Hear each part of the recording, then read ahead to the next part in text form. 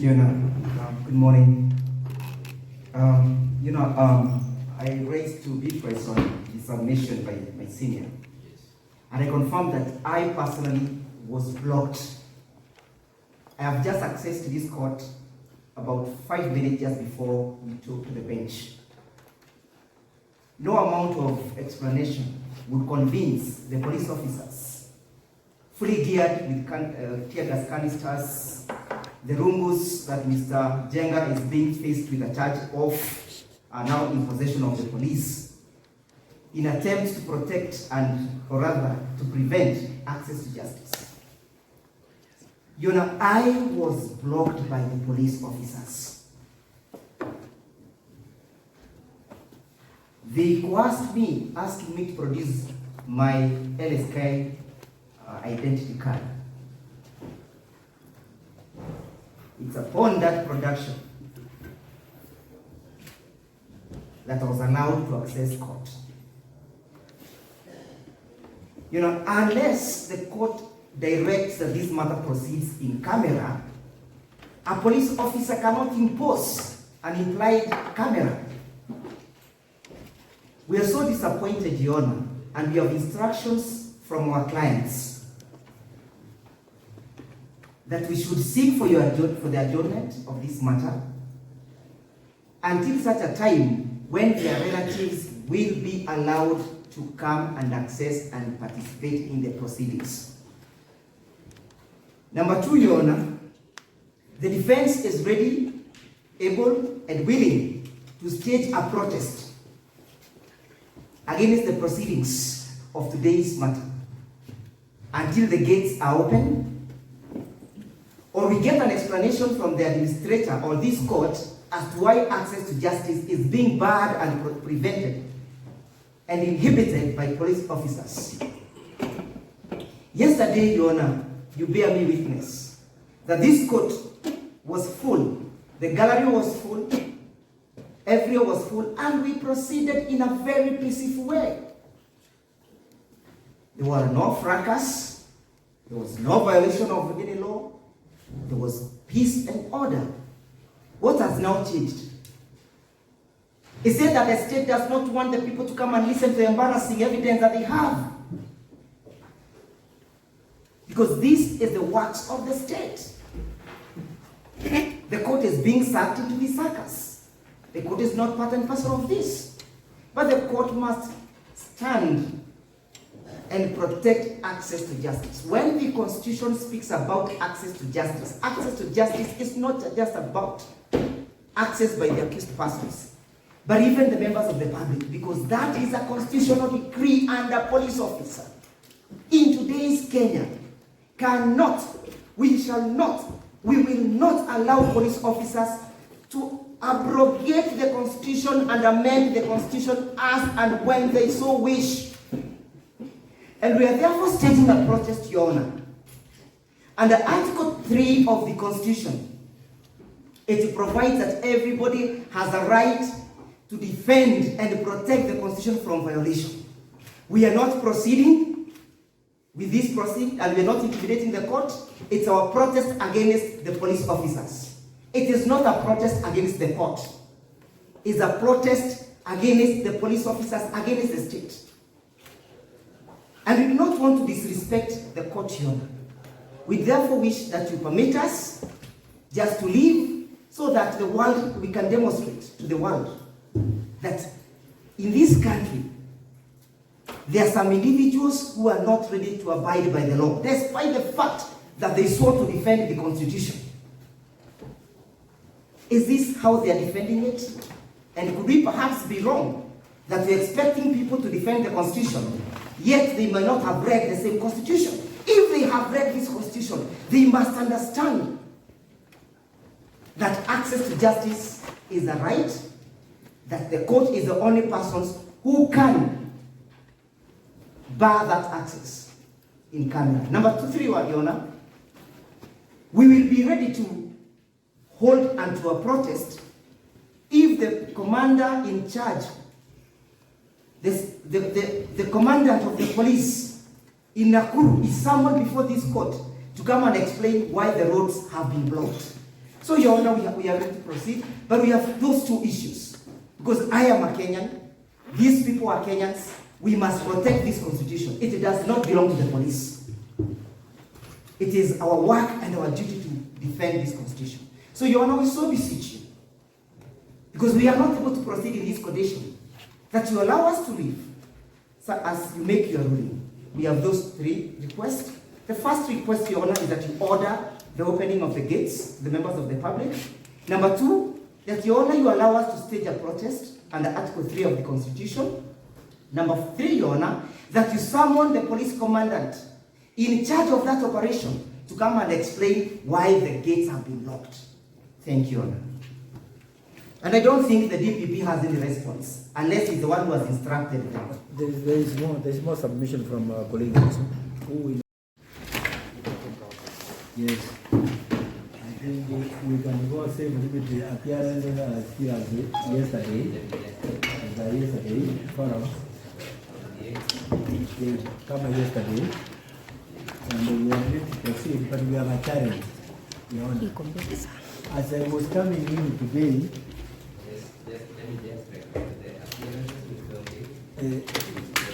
yes,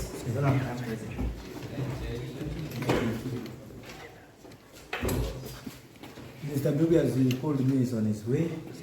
He have been blocked, by the way. He could have faced challenges here, but we are going to raise this issue with you. Yes. Yes, you're not Mr.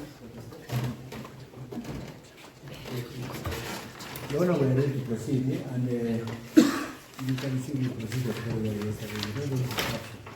But today, as we were entering, we have found that all roads to this court are blocked by police officers. And then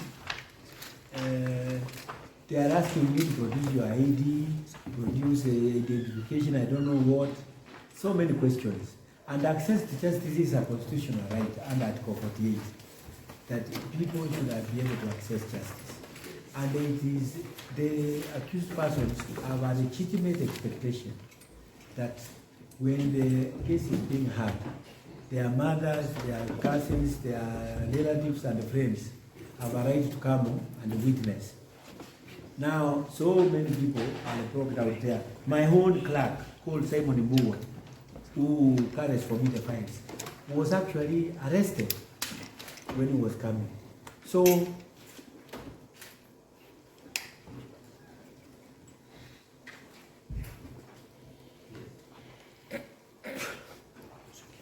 I'm deeply disappointed.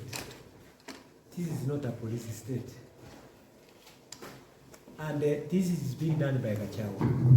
Gachagua should be able to tell us what he wants. Does he want the rule of law or he wants a dictatorship? And if he wants a dictatorship, he should be able to tell us so that we know how to deal with him. We know how to deal with dictators. And the dictators have never succeeded anywhere in the world. Because he is the complainant and they never came to court to testify. Let him allow the court to adjudicate this matter independently, without interference. So we have a serious problem, and my learned colleague will submit on the issue, so that Your Honor, we want you to give orders that this is a court of law, this court is independent and impartial, no amount of threats and coercion will change that the fact that this court is independent and impartial, and Article 1/6 of the Constitution, and we want that value to be protected. And we want all our members and the stakeholders to be protected. Thank you. The challenge. Your Honor, I totally agree with the submissions of my two learned friends. There is obviously panic in the police force as to the way these proceedings are going on.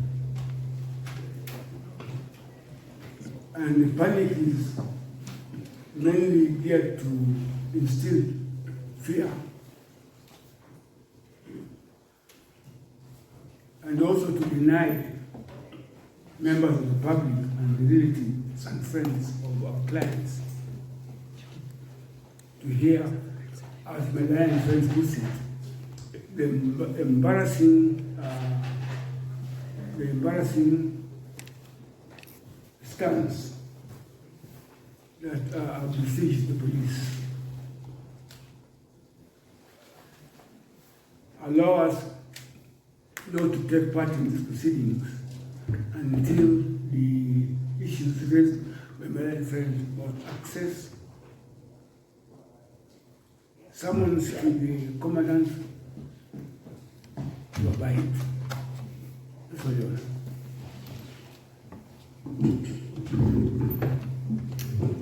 Yeah, we shall heavily protest against the DPP submissions. Unless the DPP is the one who has confirmed this, we highly protest because this is an administrative issue. Unless the DPP submits and say that they should not access and that they are under his instructions, then we can have him take the bite of the cherry. Okay, let's hear what he has to say.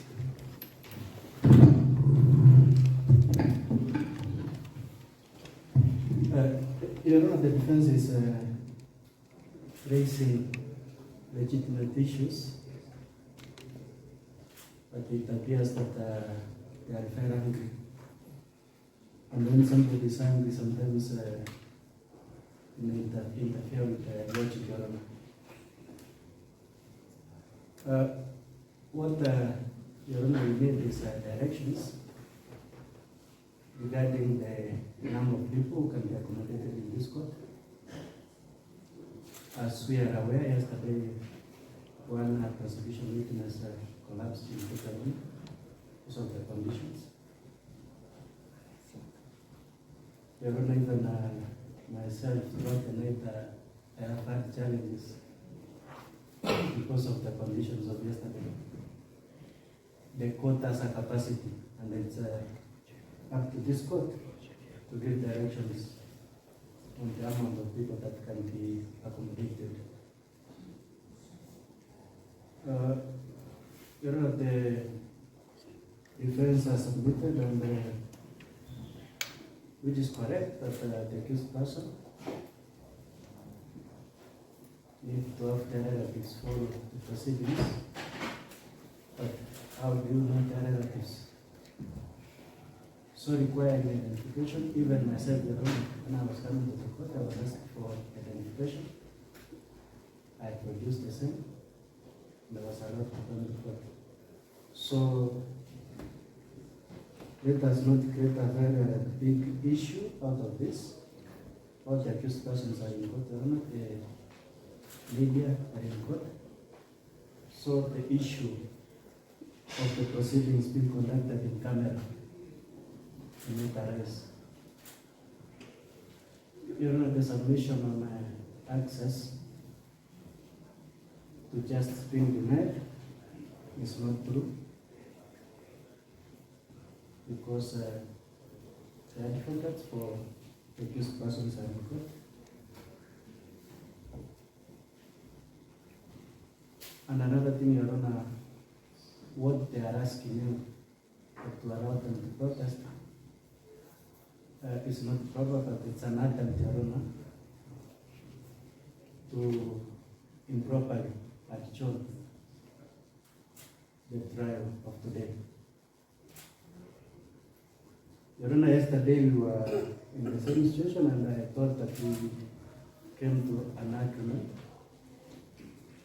on how we should proceed. And I think it's good also today we come to an amicable agreement on how we are going to proceed, so as to affect Your Honor what is your brother, if I can quote them sideshows.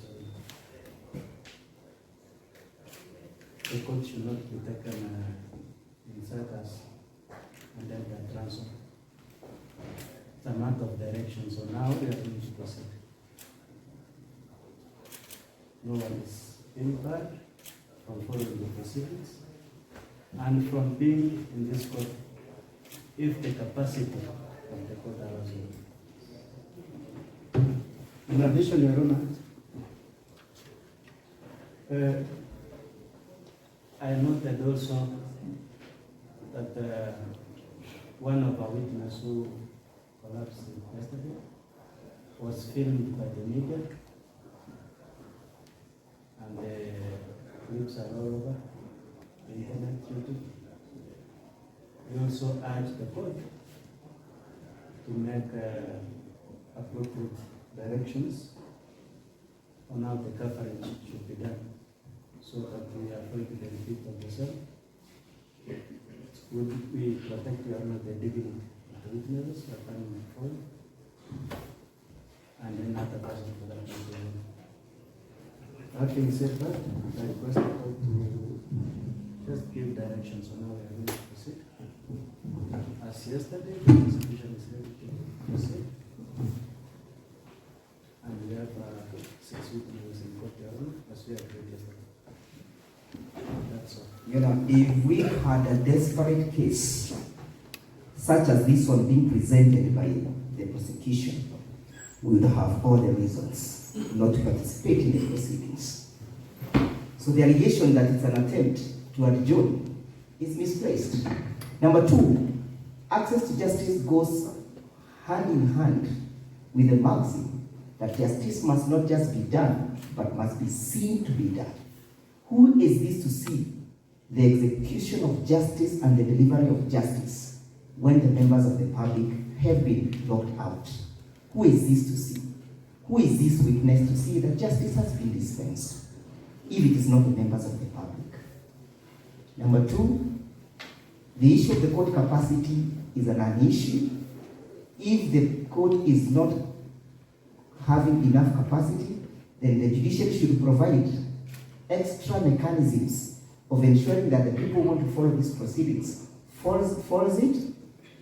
They should put tents and perhaps TV sets for people to participate in these proceedings. You know, Mr. Ojeku is on it. Just before you proceed to this topic, Yes. Yeah. Mr. Njiru did ask you yesterday. Yes? And I want to ask you to do us good today. Yes?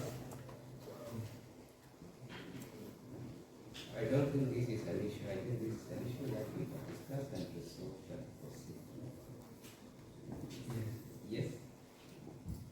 I think we all agree on the direction that we are going to get. I don't want to impose any direction. I want us to get some mutual argument as to the best way of proceeding. And just before we proceed, let me allow you to sit first. Yes. Let's just take a seat. Mr. Prosecutor, were your witnesses allowed? Be here. Are they permitted to access the court? Yes, Your Honor, witness. Without difficulty? You are allowed? Yes. Who are these who are outside? Your Honor, I have no idea. Yes. Because as you can see, the court is full. Mr. Njiru. Yes, Your Honor. Your suggestion as to the expansion of the premise is well founded, but with the time we have, Yes, Your Honor. that may not be possible. That's correct. Yes. And we all encountered what happened yesterday. Yes, sir. So what I would allow, and what I think would be reasonable, would just be allow such population as would be reasonable. Yes, sir. Yesterday's capacity was good. Yes, sir. Yes. Can we then agree on a certain number of persons to be? Yes, I think we can still have some more. Yeah, that's correct. Yes. Let's just have who we feel ought to be here.